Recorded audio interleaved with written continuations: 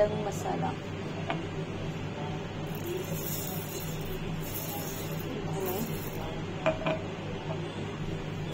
बडी,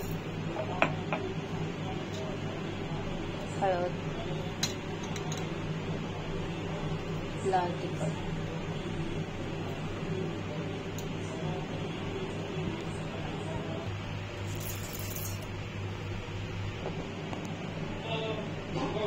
दोन प्रकारची भडंग बनवत आहे.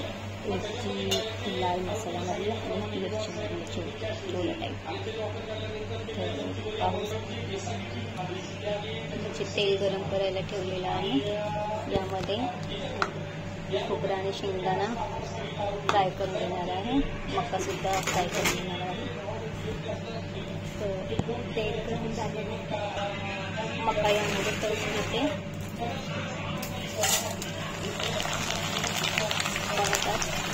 तेल मस्त गरम झालेलं आहे.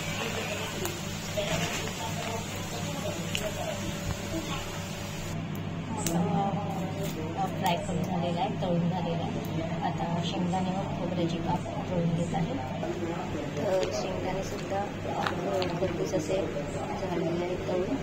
आता खोबरा तळून त्याच कढईमध्ये खोबरा तळून झाले का मसाला मी फोडणी देणार आहे. जो मसाला बनवलेला आहे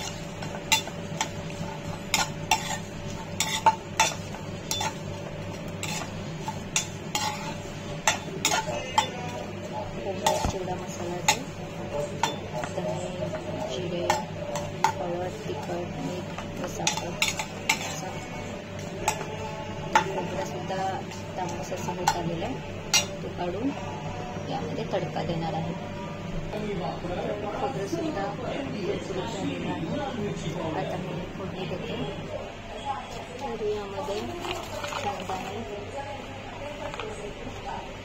खोबरा,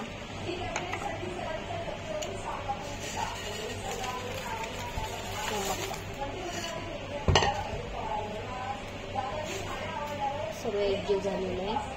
आता तडका जो मी यामध्ये घालणार आहे त्याच कढईमध्ये फोडणी देते.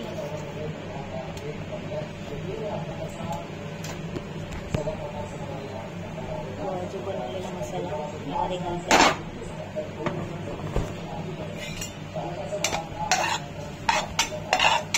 गॅस बंद करून घेते. मसाला करते म्हणून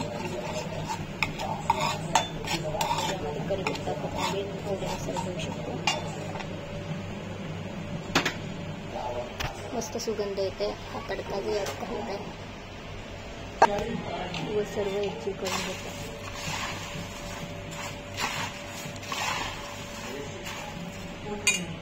झाला आपला गरम मस्त कुरकुरीत असा पावसातून चहासोबत खायला स्नॅक चिवडा भडंग.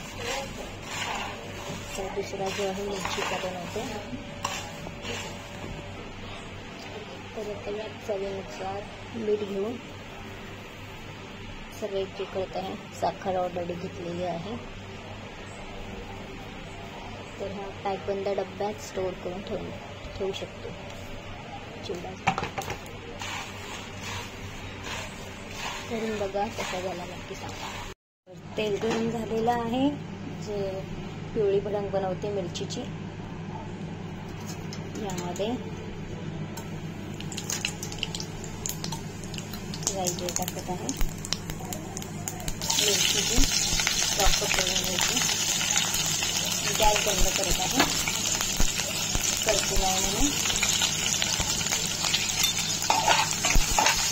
जास्त जर मिरची उडत असेल तर त्यावेळेस आपण घेऊन मिरची उडायची. तर मी भडंगसाठी चिरमुरे जे घेतलेले आहेत जे की मी कढईमध्ये ब्राउनिश असे होईपर्यंत कुरकुरीत होईपर्यंत भाजून घेतलेले. आता त्यामध्ये मका, खोबरा व शेंगदाणे घालत आहे.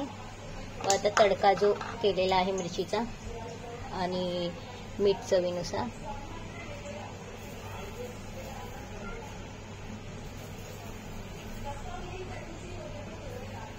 व किंचितशी साखर घालून एकजीव करतो. सर्व एकजीव करून घेत आहे.